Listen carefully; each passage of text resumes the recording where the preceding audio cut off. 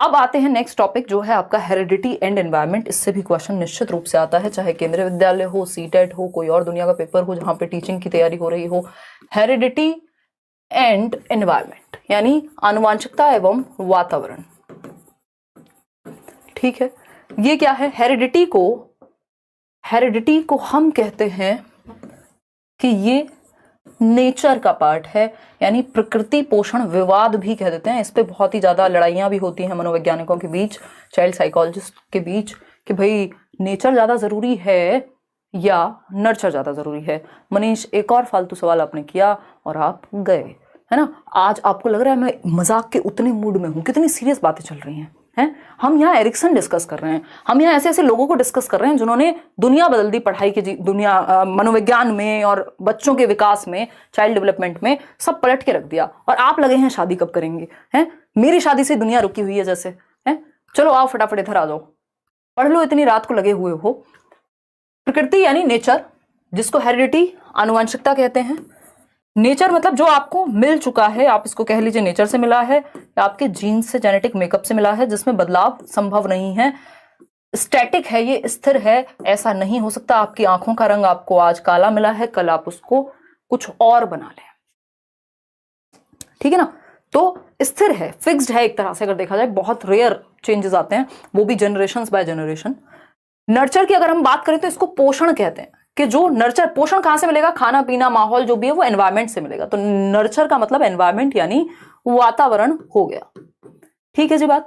वातावरण एक dynamic factor है, परिवर्तनशील है। आज आप गांव में रहते हैं, कल आप शहर में जा सकते हैं, कल आप शहर में रहेंगे, परसों गांव में जा सकते हैं, और गांव से अमेरिका जा सकते हैं, अमेरिका से रूस, रूस से जहां चाहें घूम सकते हैं पूरी दुनिया, और फिर वापस से गांव आ सकते हैं। तो ये क्या हुआ? डायनामिज्म है, परिवर्तन है।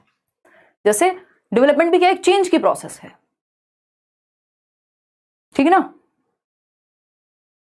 बहुत बढ़िया, ऑल द बेस्ट साक्षी और आपकी दोनों सहेलियां अर्चना और लक्ष्मी, है ना। पढ़ लो, अब आ जाओ, ऑल द बेस्ट। अरे आप लोग बढ़िया करके आओगे, इतनी मेहनत क्यों चल रही है तो। लेकिन अब आपके बस का अगर पढ़ना नहीं है टिक करके तो प्रॉब्लम है, अदरवाइज अगर जो लोग पढ़ सकते हैं, ऑफकोर्स आप लोग पढ़ ही सकते हैं, तभी रुके हुए हैं, तो फिर उस स्थिति में कुछ नहीं कर सकते। तो प्रकृति यानी हेरिडिटी यानी नेचर, इसमें परिवर्तन उतना संभव नहीं है, जेनेटिक है। वही पोषण की अगर हम बात करते हैं तो ये एनवायरमेंट यानी डायनामिक है, परिवर्तनशील है, परिवर्तन आप आसानी से एनवायरमेंट में कर सकते हैं। अब कई लोग कहते हैं हेरिडिटी ज्यादा इंपॉर्टेंट है यानी नेचर ज्यादा इंपॉर्टेंट है, कई लोग कहते हैं नर्चर ज्यादा इंपॉर्टेंट है यानी पोषण ज्यादा इंपॉर्टेंट है, एनवायरमेंट ज्यादा इंपॉर्टेंट है। देखिए, अगर हेरिडिटी नहीं होगी तो एनवायरमेंट कितना भी अच्छा दे लीजिए, मान लीजिए एक बच्चे का बिल्कुल बुद्धि लब्धि एकदम इडियट वाली है, मतलब उसका जो है मानसिक विकास बिल्कुल रिटार्डेड है, तो एनवायरमेंट बहुत अच्छा देके भी बहुत ज्यादा परिवर्तन नहीं आ जाएगा। और अगर मान लीजिए हेरिडिटी बहुत अच्छी है और एनवायरमेंट एकदम खराब मिल गया, तो जिसको साइंटिस्ट बनना था वो चोर या टेररिस्ट भी बन सकता है। तो ये क्या हुआ? दोनों ही चीजें महत्वपूर्ण हो गई। ठीक, तो हम ये कहेंगे नेचर और नर्चर की जब हम बात कर रहे हैं तो दोनों ही महत्वपूर्ण हैं। नेचर और नर्चर की डिबेट में आपको दोनों के साथ रहना है। कुछ पक्षों में नेचर ज्यादा प्रभावी हो जाता है यानी हेरिडिटी, जैसे आपकी आंखों का रंग, आपकी बालों का रंग, आपका बॉडी टाइप, आपकी हाइट, ये सब हेरिडिटी से ज्यादा प्रभावित होती हैं। और आपका जो एजुकेशन है, न्यूट्रिशन है, ये एनवायरमेंट से, ट्रेनिंग है, वो एनवायरमेंट से ज्यादा प्रभावित होती है। तो डेवलपमेंट क्या है? प्रोडक्ट है। डेवलपमेंट क्या है? वुडवर्थ कहते हैं दोनों ही महत्वपूर्ण है विकास में, चाहे वो हेरिडिटी हो चाहे वो एनवायरमेंट हो, दोनों का गुणनफल है विकास।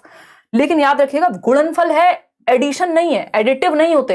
ये पेपर में पूछा जा चुका है और ये अलग अलग लेवल्स के तरीके से भी पूछा जाता है। एडिटिव नहीं होते यानी योग नहीं हो सकता हेरिडिटी और एनवायरमेंट का। हेरिडिटी प्लस एनवायरमेंट बराबर डेवलपमेंट नहीं होता, ये क्रॉस लगा लीजिएगा इस चीज पे। हेरिडिटी इनटू एनवायरमेंट होगा। हेरिडिटी की गुणा होती है एनवायरमेंट के साथ, दोनों क्या करते हैं? प्रतिक्रिया करते हैं, आपस में इंटरेक्शन होता है हेरिडिटी और एनवायरमेंट का, और तब जाकर के विकास होगा।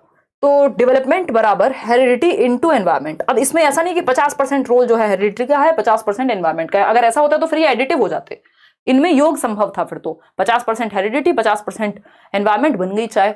ऐसा थोड़ी है, कॉम्प्लेक्स इंटरप्ले है, जटिल पारस्परिक क्रिया है। कुछ क्षेत्र में हेरिडिटी बहुत ज्यादा प्रभावी हो जाती है, कुछ में एनवायरमेंट ज्यादा प्रभावी हो जाता है, ठीक है ना। अगर आप एजुकेशन की बात कर रहे हैं तो फिर एनवायरमेंट मैटर ज्यादा करेगा। अगर हम हेरिडिटी की बात कर रहे हैं तो आपका जो इंटेलिजेंस का स्तर है वो हेरिडिटी से ज्यादा प्रभावित होगा। हेरिडिटी क्या है? फिक्स्ड है, स्टैटिक है, स्थायी है। एनवायरमेंट डायनेमिक और चेंजेबल है यानी परिवर्तनशील है। Heredity can be best viewed, हम हेरिडिटी को देख सकते हैं जो एक रेंज सेट करती है। हेरिडिटी एक बेस तैयार कर देती है, केवीएस में पूछा जा चुका है। क्या है? हेरिडिटी एक बेस तैयार कर देती है, डेवलपमेंट के लिए एक आधार प्रदान कर देती है। हेरिडिटी क्या है? अब हम ये पढ़ेंगे थोड़ा सा। हेरिडिटी लोअर लिमिट और अपर लिमिट सेट कर देती है डेवलपमेंट के लिए। बीच में आप एनवायरमेंट की वजह से खेलते रहते हैं, है ना। तो एक लिमिट तय करने में या बेस देने का काम करती है हेरिडिटी। अगर आप हेरिडिटरी बिल्कुल ही ठीक स्थिति में नहीं है, मानसिक विकास आपका बिल्कुल ही जड़ बुद्धि है, तो उस स्थिति में बहुत ही मुश्किल है कि आपको कितना भी अच्छा एनवायरनमेंट देके गिफ्टेड बना दिया जाए, वो फिर पॉसिबिलिटी नहीं हो पाएगी, ठीक है। लेकिन हाँ, ज़्यादातर लोगों का आईक्यू एवरेज होता है, तो इसलिए आप इसमें अपनी असफलताओं का जो ठीक रहा है वो खुद पे फोड़िएगा। ये मत कहिएगा हमें तो हेरिडिटी से अच्छी इंटेलिजेंस नहीं मिली थी। ज़्यादातर दुनिया सिर्फ 2% लोग हैं जो जीनियस हैं, और 2% लोग से भी कम हैं जो एकदम इडियट हैं, बाकी सब एवरेज में ही हैं। More than 50% population average IQ रखती है। आईक्यू पे आएंगे अभी। तो is actually shaped by the support and opportunities of the environment, यानी जो हेरिडिटी है उसको सपोर्ट मिलती है, एनवायरनमेंट और हेरिडिटी दोनों काम करते हैं। बेसिकली सपोर्ट देखिएगा, जो डेवलपमेंट है उसको सपोर्ट मिलता है हेरिडिटी और एनवायरनमेंट में जो अपॉर्चुनिटीज मिली हैं उससे, ठीक है। ये वही बेसिक बात जो हम 4 बार रिपीट कर चुके हैं। यार आजकल मेरी तबीयत जो है ना वो थोड़ी सी एग्जॉस्टेड हूं मैं। देखिएगा, अब आते हैं प्रिंसिपल्स ऑफ डेवलपमेंट पर। प्रिंसिपल्स ऑफ डेवलपमेंट देखिएगा, नेक्स्ट वीकेंड शायद सैटरडे संडे आपकी ऑफलाइन क्लासेस मैं रख सकती हूँ, तो दिल्ली आने के लिए तैयार रहिएगा, ठीक है जी। मैंने सोचा था 2-2.5 घंटे ही रखे हैं आज की क्लास। अभी कितना समय हुआ है हमको? अभी तो 1.5 घंटा हुआ है। बहुत बढ़िया श्रद्धा। चलिए अभी पढ़ते हैं। तो प्रिंसिपल्स ऑफ डेवलपमेंट देखिएगा, प्रिंसिपल्स पढ़ेंगे, फिर उसके बाद हमारे पास है इंडिविजुअल डिफरेंसेस का टॉपिक, फिर उसके बाद है हमारे पास, चलते हैं अभी तो पढ़ते हैं, कोई दिक्कत नहीं।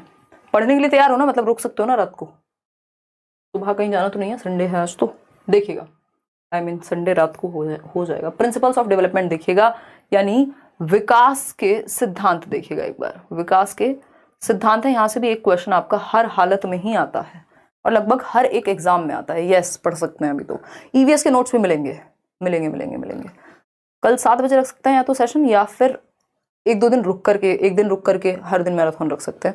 चलो देख लेंगे वो, आप एक बार वीडियो चेक कर लेना, हो सकता है कल 7 बजे आपका एक मैराथन सेशन आपको मिल जाए।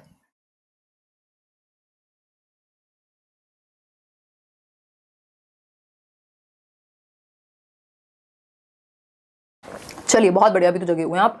प्रिंसिपल्स ऑफ डेवलपमेंट यानी विकास का सिद्धांत। प्रिंसिपल्स ऑफ डेवलपमेंट, विकास के सिद्धांत, यानी विकास क्या है? एक यूनिवर्सल या ब्रॉड प्रक्रिया है, एक बहुत बड़ी प्रक्रिया है। तो इसको समझने के लिए कुछ सिद्धांत बनाए गए कि इसको बेहतर तरीके से समझें, इसलिए कुछ रूल्स बना लो।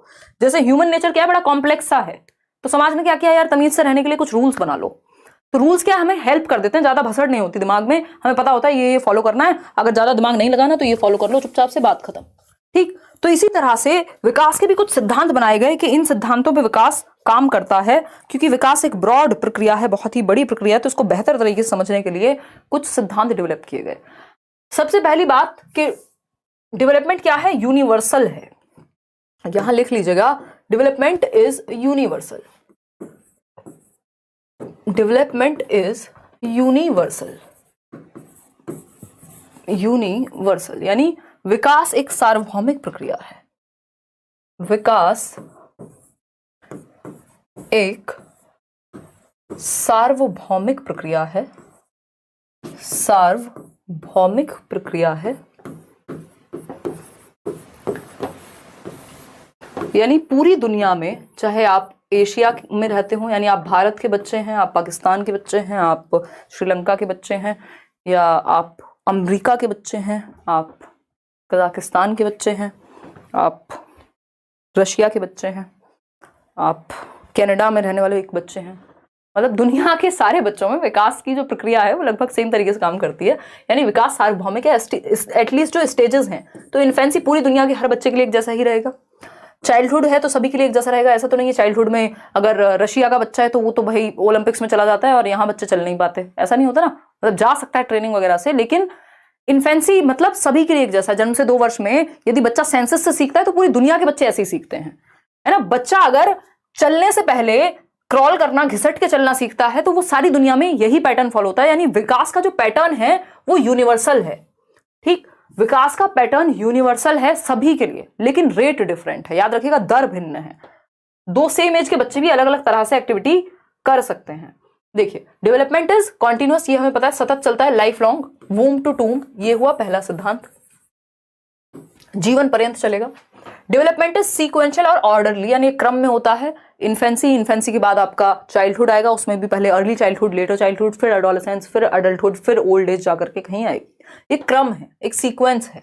Rate of development varies person to person, विकास की दर भिन्न होती है। याद रखिएगा, इसका जो पैटर्न है, जो विकास का पैटर्न है, वो पूरी दुनिया में सभी के लिए सेम है, यूनिवर्सल है। जो पैटर्न है, जो डेवलपमेंट का पैटर्न है, वो यूनिवर्सल है। सब जगह पे पैटर्न ऐसा ही फॉलो होता है कि पहले बच्चा बैठना सीखता है, फिर वो घिस घिस के, मतलब पहले चलना सीखता है, फिर बैठना सीखता है, फिर खड़े होना सीखेगा, फिर चलना सीखेगा, फिर दौड़ना सीखेगा कहीं। ये क्या है? एक पैटर्न है जो सब जगह फॉलो होगा। बच्चा पहले एक सेंटेंस बोलने से पहले वो सिंगल शब्द बोलना शुरू करता है, उसके बाद वो दो शब्दों को जोड़ के नया शब्द जोड़ेगा। तो ये क्या हुआ? एक पैटर्न है, सेम होगा, यूनिवर्सल है। लेकिन रेट सेम नहीं है, यानी पैटर्न तो सेम है सभी के लिए, विकास का जो पैटर्न है वो सेम है, लेकिन रेट इज डिफरेंट, दर जो है वो भिन्न है। अगर दो सेम एज के बच्चे हैं, दोनों में सेम गति से विकास होगा जरूरी नहीं है। एक बच्चा है जो 9 महीने में खड़ा होना सीख गया था, दूसरा बच्चा है जिसको लगभग 1.25 साल या 1.5 साल लग गया, तो दर भिन्न है। किसी में कोई चीज तेजी से होती है, उसमें हेरिडिटी और एनवायरमेंट दोनों ही कारण होते हैं, किसी में वही चीज जल्दी हो जाती है। ठीक है ना? क्लियर है? कोई दिक्कत परेशानी इस बात को समझने में अगर है तो आप बता सकते हैं। क्लियर है ना? चलिए, तो रेट इज डिफरेंट, याद रखिएगा, ये बहुत इसमें कंफ्यूजन होती है। रेट डिफरेंट है, दर जो है वो भिन्न है, पेस जो है वो भिन्न है। भाषा बदल दे उससे कोई फर्क नहीं पड़ता, है ना? पेस डिफरेंट हो सकता है, लेकिन स्टेजेस सेम है, पैटर्न सेम है, पूरी दुनिया के लिए यूनिवर्सल है, सार्वभौमिक है। ये छोटी छोटी बातें हैं जो आपके बड़े बड़े नंबर बचाएंगी। ठीक, आगे बढ़ते हैं। डेवलपमेंट जो है वो प्रोसीड करता है जनरल टू स्पेसिफिक, सामान्य से विशिष्ट की ओर जाता है विकास, सामान्य से विशिष्ट की ओर जाता है। पहले बच्चा जनरल एक्टिविटीज करता है, यानी हाथ पांव पूरे शरीर से रोएगा भी तो, या अगर किसी सामान को पकड़ना है, बॉल पकड़ाओगे ना, वो ऐसे पकड़ेगा पूरे हाथों का यूज करके, पूरी आर्म्स का यूज करके। बाद में तो आप ऐसे कैच कर लेते हैं। ये क्या हुआ? Specific activity. पहले पेन पूरे हाथ से पकड़ रहे थे, अभी आप सिर्फ एक फिंगर और थंब का यूज करके पकड़ लेते हैं, तो इसी को सामान्य से विशिष्ट कहेंगे। Growth and development is a product of heredity and environment, यानी विकास किसका गुणनफल है? आनुवांशिकता और वातावरण का। हम जो भी हैं, तीसरा फैक्टर ही नहीं है, या तो हमें एनवायरमेंट से मिला होगा या हेरिडिटी, या इन दोनों का इंटरेक्शन होगा। ठीक है ना? ऐसा नहीं हो सकता आपकी जो भी इंटेलिजेंस का स्तर है, या तो एनवायरमेंट या तो हेरिडिटी, कोई और तीसरी चीज तो है नहीं, इन दोनों का ही प्रोडक्ट है। डेवलपमेंट प्रिडिक्टेबल होता है, यानी पूर्वानुमान लगाया जा सकता है। भारतवर्ष में एक कहावत जो है वो बहुत ही फेमस है कि पूत के पांव पालने में दिख जाते हैं, यानी पुत्री के भी दिख ही जाते होंगे, बट ऐसे ही चलता है समाज, जनरली बदल जाएगा समय के साथ। तो ये क्या हुआ कि मतलब आप बच्चे को, इसका कुल मिला के अर्थ ये है कि आप बचपन में ही देख सकते हैं, जो उसकी एक्टिविटीज है उस आधार पे आप अनुमान लगा सकते हैं कि विकास ये इस तरह की स्थिति में या इस चीज में ज्यादा इंटरेस्ट रखता है, तो उसको इधर भेज सकते हैं। या फिर ये भी पूर्वानुमान लगा सकते हैं कि बच्चा बैठना सीखेगा, क्रॉल करना सीखेगा, या वॉकिंग पहले सीखेगा, उसके बाद वो जंपिंग सीखेगा, उसके बाद वो रनिंग सीखेगा। ये क्या है? एक अनुमान है, क्योंकि एक पैटर्न है ना, तो पैटर्न की वजह से हम क्या एक अनुमान लगा सकते हैं कि विकास की प्रक्रिया चलती कैसे है। There is a constant interaction between all factors of development, यानी विकास के जितने भी पक्ष हैं वो सब आपस में जुड़े हुए हैं, फिजिकल, कॉग्निटिव, सोशल और इमोशनल। क्लियर है कि नहीं है ये बता दीजिए, फिर हम बढ़ जाएंगे आगे। अच्छा, एक डायरेक्शन जो है प्रिंसिपल का, वो प्रिंसिपल ऑफ डायरेक्शन जो है वो बहुत ही महत्वपूर्ण है। देखिएगा, डेवलपमेंट मॉडिफिएबल है, रिवर्सेबल नहीं है, ये बात भी ध्यान रखिएगा पेपर में। और कोई कह रहा है ऊंट के पास, अच्छा जो भी है यार, ठीक है ना, समझ लिया करो। हाँ, एग्जैक्टली आदि, बहुत ही बढ़िया। देखिएगा, अगर हम बात करते हैं यहाँ पे प्रिंसिपल ऑफ डायरेक्शन की, तो प्रिंसिपल ऑफ डायरेक्शन क्या कहता है भाई? दिशा का सिद्धांत है, यानी विकास की एक दिशा होती है जिसको फॉलो करता है वो। इसमें 2 सिद्धांत हैं दिशा में, एक है सेफेलोकॉर्डल, यानी सिरोध पदोन्मुखी या लंबवत या लॉन्गिट्यूडिनल विकास, इसको हम कहते हैं। लॉन्गिट्यूड समझते हैं ना, लंबवत, जब आप गणित में पढ़ते होंगे एक लॉन्गिट्यूड होता होगा जिसको हम लंब बोलते थे ना, और ये एक बेस होता था, फिर हाइपोटेन्यूज होती थी, कर्ण जिसको बोलते थे। तो ये क्या है? लंबवत मतलब स्ट्रेट, टॉप टू डाउन, ठीक है ना, टॉप टू डाउनवर्ड्स चलेगा, हेड टू टो जाएगी, विकास की एक दिशा है जिसको हम सेफेलोकॉर्डल, सेफेल का मतलब है खोपड़ी, कॉर्डल मतलब जो आप नीचे की तरफ जुड़ा हुआ हिस्सा है। तो पहले बच्चा अपना सर संभालना यानी अपनी गर्दन संभालना सीखेगा, और जन्म के समय भी आप देखते हैं सर का ही भार ज्यादा है तो पहले सर विकसित होगा, फिर आप गर्दन संभालना सीखते हैं, फिर नीचे के पार्ट पे कंट्रोल आता है, फिर खड़े होना सीखते हैं, फिर जाकर के चलना सीखते हैं। तो हेड टू टो यानी सर से पैर की ओर, पैर के अंगूठे, टो का मतलब यहाँ हो गया सर से पैर की ओर विकास की दिशा जाती है, यानी मैं कहूं इसको टॉप टू डाउनवर्ड्स, लॉन्गिट्यूडिनल लंबवत कह सकते हैं इसको हम, सेफेलोकॉर्डल, सेफेल यानी खोपड़ी से, ठीक, गर्दन संभाली, फिर धीरे धीरे टॉर्सो पे कंट्रोल आएगा। अब आते हैं प्रॉक्सिमोडिस्टल, दूसरी दिशा है, दूसरी दिशा है प्रॉक्सिमोडिस्टल, नियर टू फार यानी केंद्र से बाहर, पेरिफेरी, पेरिफेरी मतलब सेंटर, प्रॉक्सिमिटी, प्रॉक्सिमोडिस्टल, डिस्टल का मतलब है फार, तो नियर टू फार यानी समीप से दूर की ओर। समीप क्या है? आपका हार्ट, आपकी स्पाइनल कॉर्ड जो सेंटर है आपकी बॉडी का वो समीप है, और उससे बाहर की ओर कंट्रोल आता है, आपके इन शोल्डर्स पर, या मैं कहूं इसके बाद आपकी आर्म्स पर कंट्रोल आता है, आर्म्स के बाद आपका हाथों पर कंट्रोल आता है, हाथों के बाद आपका उंगलियों पर कंट्रोल आता है। ये है near to far, centre to periphery, केंद्र से बाहर की ओर या सीमाओं की ओर, पेरिफेरी। इसी को आप ग्रॉस टू फाइन भी कह सकते हो, मतलब एग्जैक्टली नहीं बट पेपर में general to specific, gross to fine इसी से जोड़ के दे दिया जाता है कि बच्चा है पहले वो पूरे हाथ से पेन उठाता था, अब वो 2 उंगलियों से उठा लेगा, तो ये क्या है? प्रॉक्सिमोडिस्टल है। ठीक है, इतनी बात क्लियर है। पहले आपकी स्पाइनल कॉर्ड डेवलप होती है, आपका हार्ट डेवलप होता है, आपका बॉडी का सेंटर डेवलप होता है, ये सारी चीजें इसी में आती हैं। इसको ध्यान जरूर रखिएगा। सेफेल का मतलब ही है खोपड़ी, तो हेड टू टो तो यानी स्रोतपदोन्मुखी, सेफेलोकॉर्डल, प्रॉक्सिमोडिस्टल यानी near to far, centre to periphery, केंद्र से बाहर की ओर। अब आते हैं व्यक्तिगत विभिन्नताएं, इस पे भी कई क्वेश्चन देखने को मिलते हैं।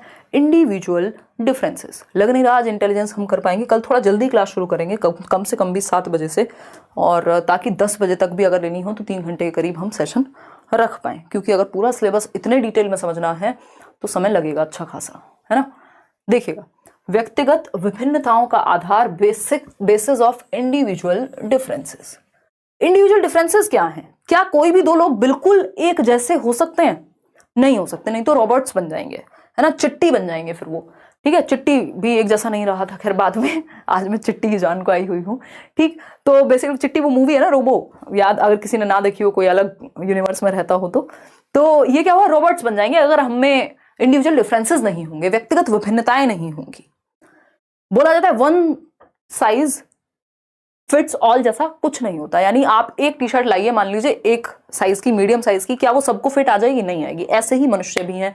आपने एक और चीज सुनी होगी जनरल कहावत में कि 5 उंगलियां भी एक जैसी नहीं होती हाथ की, इसका मतलब इनमें भी इंडिविजुअल डिफरेंसेस हैं, है ना, व्यक्तिगत विभिन्नताएं हैं। अगर आप ट्विंस भी हैं, अगर आप दोनों एक साथ भी पैदा हुए हैं, अगर आप 2 भाई बहन हैं या भाई भाई हैं, है ना, या 2 बहनें हैं, तो तब भी आपके अंदर अंतर पाए जाएंगे, आपके टेम्परामेंट में, आपके नजरिए में, आपके एटीट्यूड में, आपके एप्टीट्यूड में, बहुत सारी चीजों में।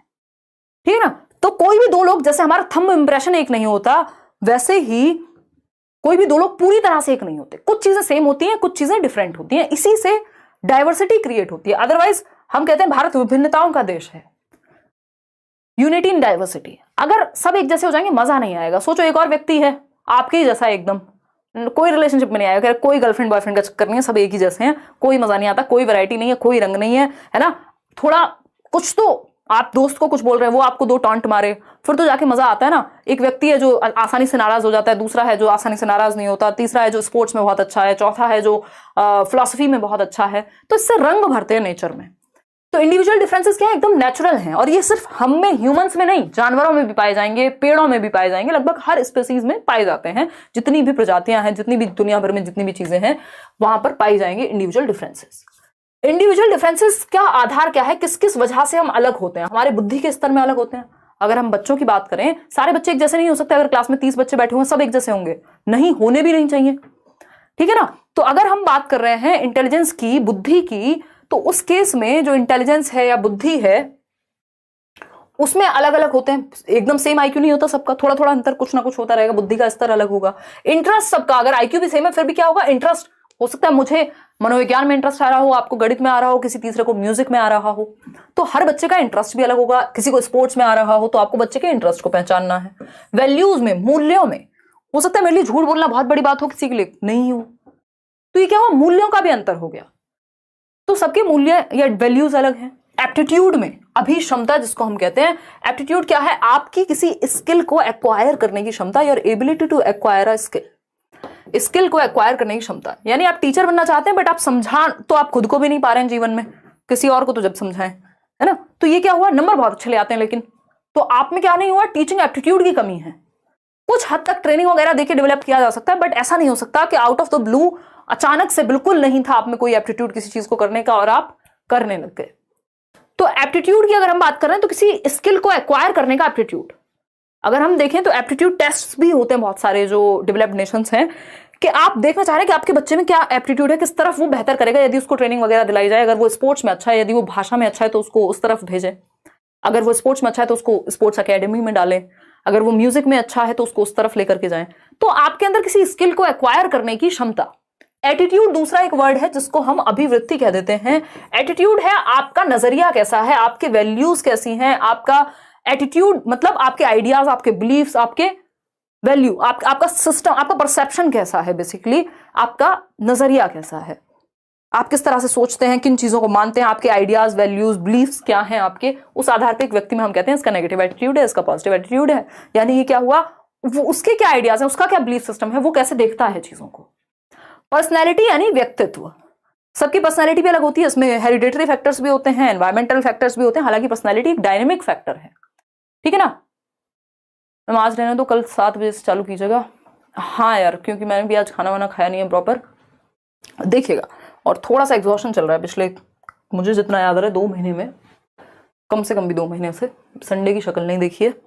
देखिएगा, इंडिविजुअल डिफरेंसेस यानी व्यक्तिगत विभिन्नताएं। अब इंडिविजुअल डिफरेंसेस अच्छे से पढ़ लेते हैं, फिर उसके बाद ही छुट्टी करेंगे। ये अच्छा टॉपिक है, यहाँ से क्वेश्चन आता है, ठीक है ना। केवीएस पीआरटी की फीस कम करवा दीजिए। अगर आपको बहुत ज्यादा समस्या है अनुराग तो आप मेल डाल दीजिए, फ्री दिला देंगे। अगर बहुत ही एक्सट्रीम समस्या, आपको लगता है कि आप 1500 रुपये पे नहीं कर पाएंगे या 2000 रुपये, कितनी 2000 फीस है ना, अभी तो डिस्काउंट पे ही है 15 तारीख तक, क्योंकि 1500 का तो फॉर्म ही है और उसमें 10 टीचर पढ़ा रहे हैं अगर हम बैच की बात कर रहे हैं, और सभी अपने आप में एक्सपीरियंस लोग हैं। तो वो अपने आप में ही जिस फीस पे आपके सामने है बैच, क्योंकि पेडागोजी का बैच मैंने स्पेशली बोल भी दिया टीम को, मुश्किल से 800 से ऊपर नहीं रखेंगे उसको, जिनको सिर्फ पेडागोजी पढ़नी है।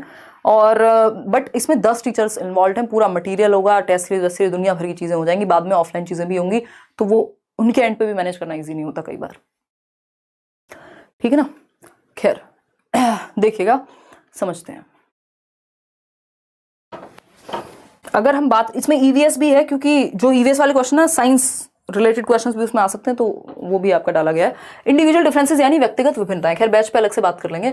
व्यक्तिगत विभिन्नताओं की यदि हम बात करें, व्यक्तिगत विभिन्नताएं, विभिन्नताएं यानी व्यक्तियों में भिन्नताएं होती हैं, सभी एक जैसे नहीं हो सकते, ठीक।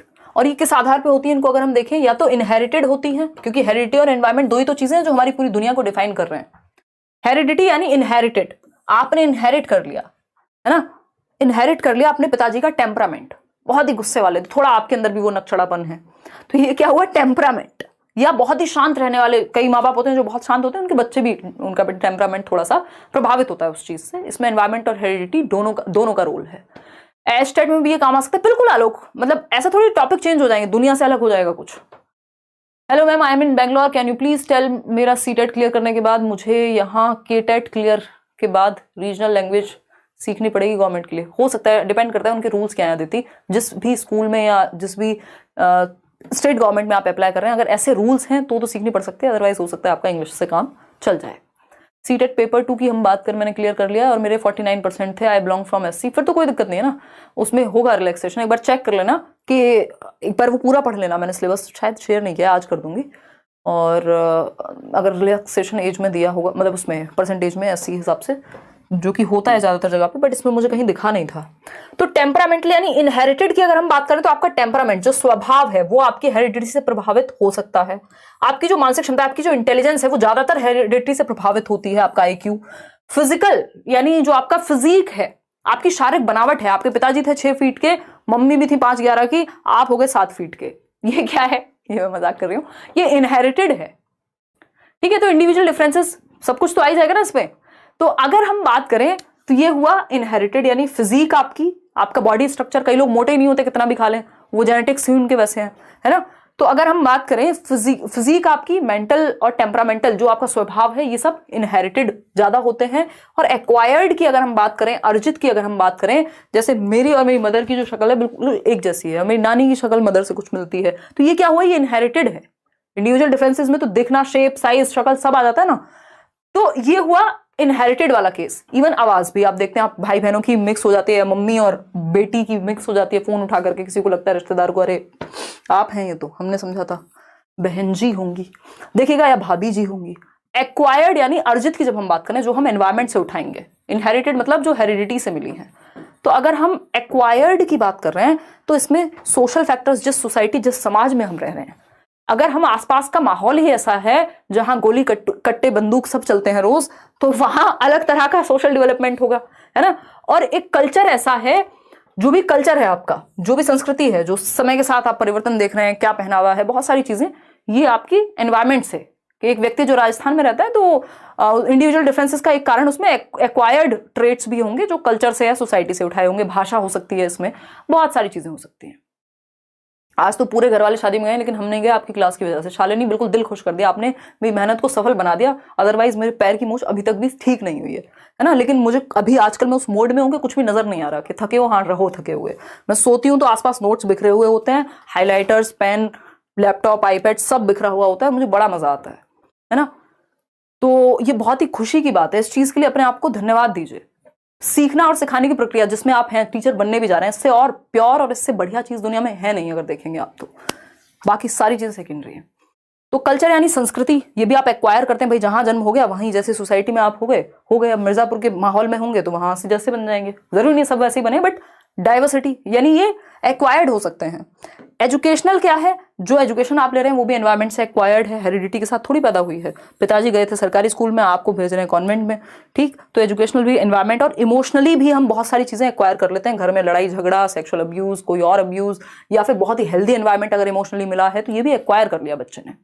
तो ये एक्वायर्ड होते हैं और इनहेरिटेड होते हैं, इनके दोनों के अंतर मैंने आपको बता दिए हैं, ध्यान में रखना जरूर है। अपना ध्यान भी दिया कीजिए। आयुष देंगे ध्यान, अभी 2 महीने से जिम नहीं जा पाई हूँ, जाऊंगी अब। एक बार आप लोगों को निपटा दो, निपटाने का मतलब सीटेट, और फिर केवीएस तैयार है, तो मतलब लग नहीं रहा है कि कहीं भी शांति है अभी, बट ठीक है, मैनेज हो जाएगा, मतलब डोंट वरी। देखिएगा, व्यक्तिगत विभिन्नताएं यानी इंडिविजुअल डिफरेंसेस। देखिए, इंडिविजुअल डिफरेंसेस दुनिया की प्रत्येक प्रजाति में पाए जाते हैं। कोई भी प्रजाति एक जैसी नहीं होती, सब में अंतर होते हैं। बंदर भी हैं अगर 2 तो वो बिल्कुल एक जैसे नहीं होंगे, अगर दिखते भी एक जैसे होंगे तब भी अंदर तो कोई ना कोई अंतर पाया जाएगा। उनमें किसी ना किसी स्तर पर विभिन्नताएं पाई जाती हैं, सही बात है। इंडिविजुअल डिफरेंसेस या वेरिएशंस क्या है, कॉमन है सभी स्पीसीज में। वेरिएशंस से या इंडिविजुअल डिफरेंसेस से, व्यक्तिगत विभिन्नताओं से रंग भरते हैं। जैसे प्रकृति क्या है, डाइवर्स बनती है, नहीं तो सब एक जैसे हो जाएंगे। Variability is a fact of nature and individuals are no exception. यानी ये प्रकृति का नियम है कि हम में वेरिएबिलिटी है, और इस चीज को हम क्या करते हैं, हमें आपको बच्चे की जो इंडिविजुअल डिफरेंसेस है उनको सराहना है, उनको बेहतर करना है। कोई बच्चा है जो स्पोर्ट्स में अच्छा कर सकता है तो उसको वैसा माहौल दीजिए। कोई बच्चा है जो मैथ्स में अच्छा कर सकता है तो उसको वैसा माहौल दीजिए। कोई बच्चा है जो लैंग्वेज में बहुत अच्छा कर सकता है, उसको वैसा माहौल दीजिए। तो अपने मेथड में परिवर्तन बच्चों के इंडिविजुअल डिफरेंसेस के अकॉर्डिंग लाने हैं। लेकिन हम क्या करते हैं, फलाना बच्चा है गुप्ता जी का और शर्मा जी की बेटी है, तुम तो इतने नंबर लाते नहीं हो। हमने कहा सब एक जैसे बन जाओ, रोबोट्स बन जाओ, सब डिफरेंसेस हैं कैसे तुम में। जबकि हमें वो डिफरेंसेस को क्या करना था, एक्सेप्ट करना था, या उसको लेके खुश होना चाहिए था कि भाई मेरे 3 बच्चे, तीनों अलग अलग तरह के कलाकार हैं, है ना। कोई किसी चीज में अच्छा है, कोई किसी चीज में अच्छा है। लेकिन नहीं, अगर आप खुश भी होंगे तो आपके रिश्तेदार आके कहेंगे अरे आपका फलाने वाला बेटा या बेटी तो अच्छा है, ये सेकंड वाला थोड़ा अजीब है, और ये थर्ड वाला तो कुछ और ही है। तो ये क्या स्थिति, कंपैरिजन हम शुरू कर देते हैं, जबकि हमें इस चीज को एम्ब्रेस करना है। ये बहुत ही अच्छी बात है कि आपके पास वैरायटी है, अदरवाइज बोर हो जाएंगे। नोट देखिएगा, इसमें एक नोट है कि नोट वो वाला नोट नहीं है कैश वाला, है ना, टिप्पणी है, respect individual differences and don't laugh at others. आपको ये चीज ध्यान रखनी है, बच्चों में भी इंस्टिल करनी है कि व्यक्तिगत विभिन्नताओं का आपको ध्यान रखना है, रिस्पेक्ट करनी है उसकी, ना कि बच्चों को एक दूसरे पे हंसना है उनकी जाति या उनके धर्म या उनके शरीर या उनके रंग या उनकी रुचियों के आधार पर या उनके खाने या उनकी भाषा के आधार पर। आप बच्चों में विभेद नहीं करते, बल्कि उन चीजों को आप रिस्पेक्ट करते हैं कि इंडिविजुअल डिफरेंसेस आर देयर, ठीक है। और बच्चे फिजिकल कैरेक्टरिस्टिक्स में अलग दिख सकते हैं, रंग में, हाइट में, वेट में, स्ट्रेंथ में, हेयर कलर में अंतर पाया जा सकता है।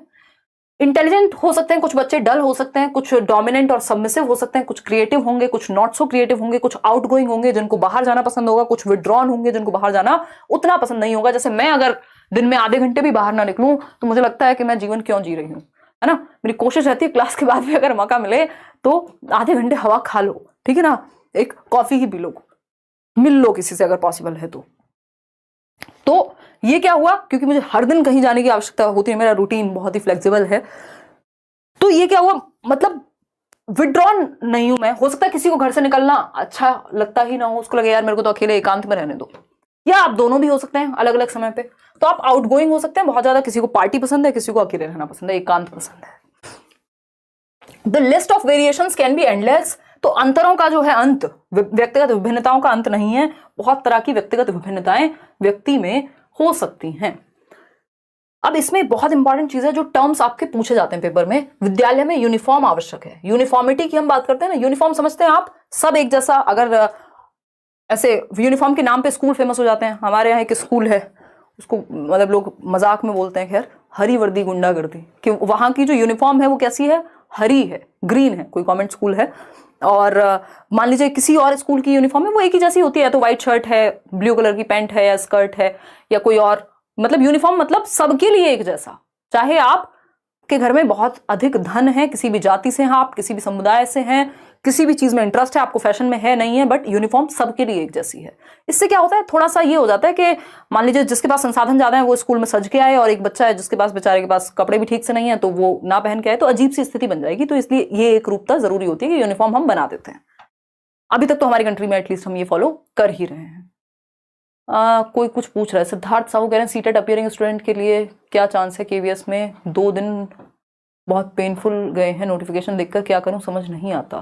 सिद्धार्थ, अगर आप मुझसे ऑनेस्टली पूछेंगे, अगर मैं आपके दिल को खुश करने की बातें करना चाहूं तो कोई अंत नहीं है। मैं ट्विटर अभियान से लेके जो आप कहेंगे वो भी कर दूंगी, अगर आप कहना चाह रहे हैं। अदरवाइज आप लॉजिकली पूछेंगे और सच में पूछेंगे जैसा सिस्टम है, तो मुझे लगता है होना नहीं है कुछ।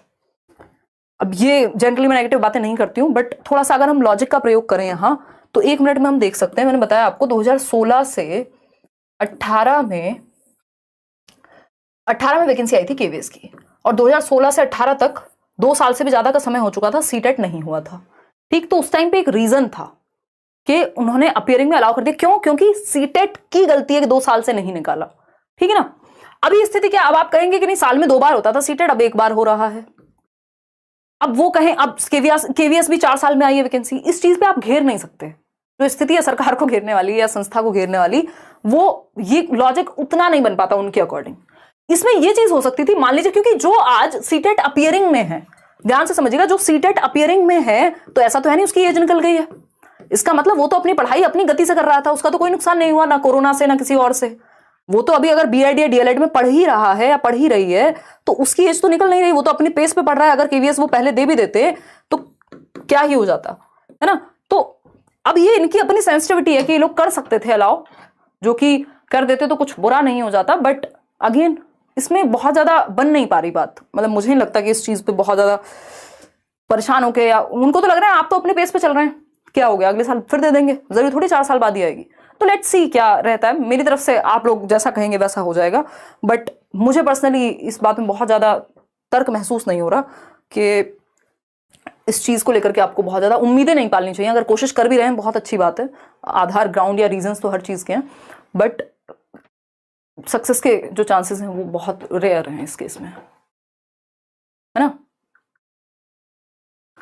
खैर, ये अपने आप में निराशाजनक बात भी है, बट अब इसमें मैं कोई मीठी गोली देके क्या करूं आपको।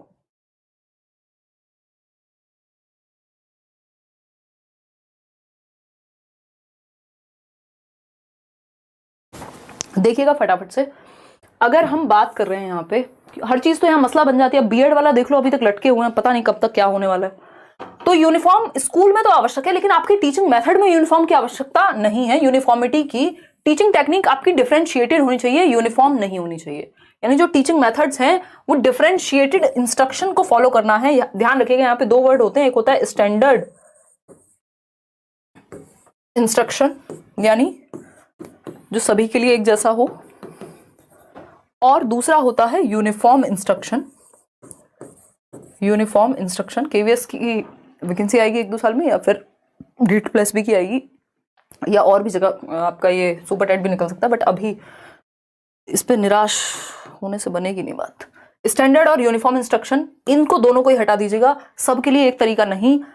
इंस्ट्रक्शन कैसी होनी चाहिए चाइल्ड सेंटर्ड एजुकेशन में या इंडिविजुअल डिफरेंसेस का ध्यान रखने के लिए? डिफरेंशिएटेड इंस्ट्रक्शन यानी विभेदी अनुदेशन।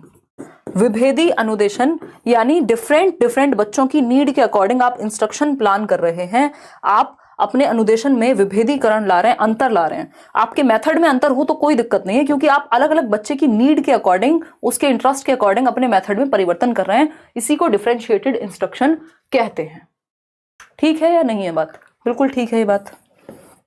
तो डिफरेंशिएटेड इंस्ट्रक्शन का यानी विभेदी अनुदेशन का पालन करना है। अपने टीचिंग टेक्निक में अंतर या बच्चों की रुचि के अनुसार चेंजेस लाते रहना है। अलग अलग तरह के एग्जाम्पल, अलग अलग तरह के टीचिंग लर्निंग मटेरियल्स।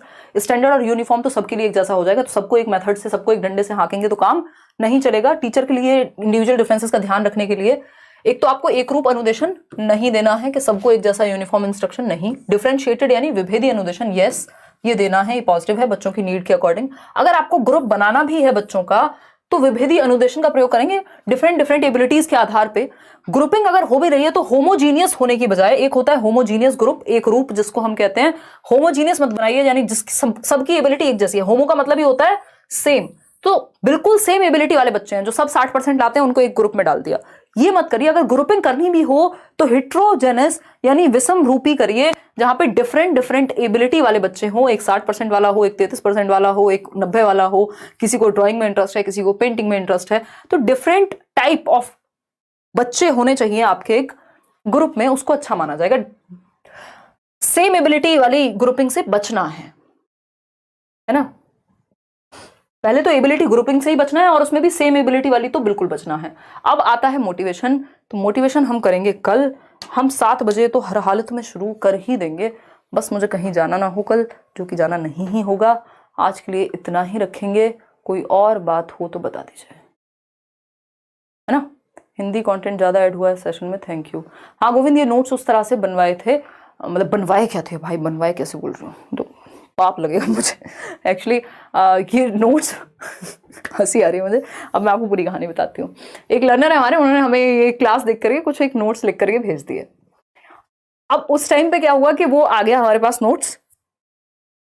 मैंने सोचा ठीक है यार, इसको टाइप करा देती हूँ और दे दूंगी, ईजी हो जाएगा थोड़ा मेरे लिए भी, क्योंकि अपना ही लर्नर होते हैं तो वो उसी तरह से लिख लेते हैं।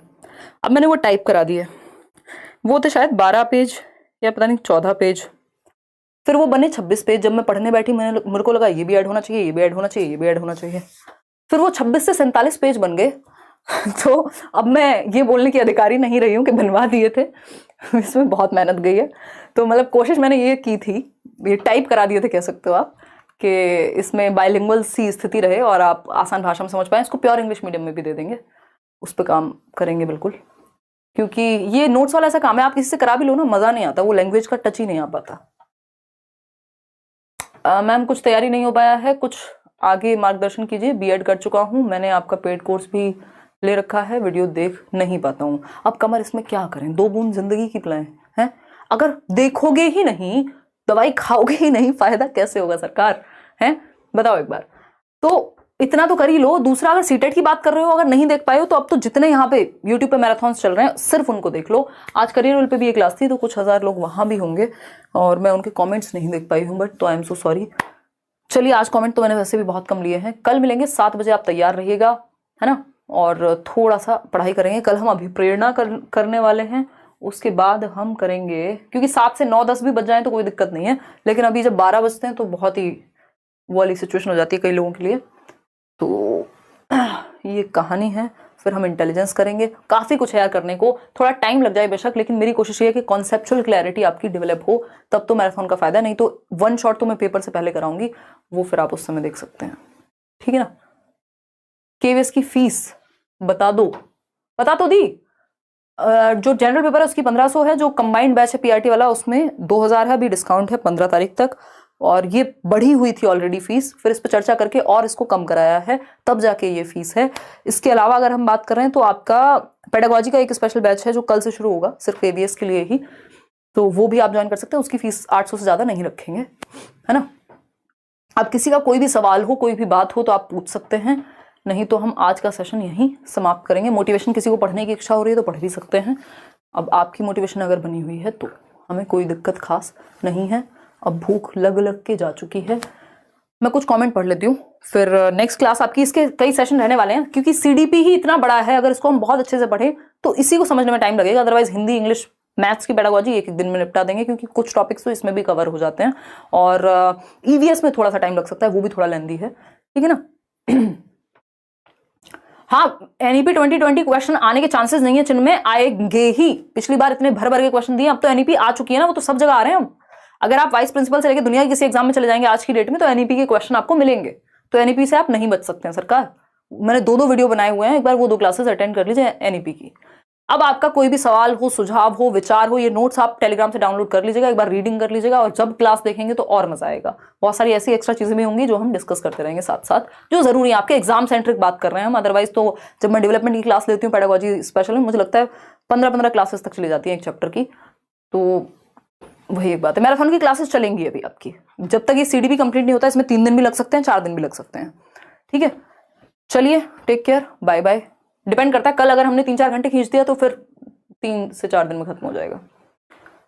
बहुत एनर्जी है अभी, पढ़ाइए। कौन है ये व्यक्ति? हाँ, आज इतना ही रखते हैं, फिर कल मिलेंगे। Bye bye.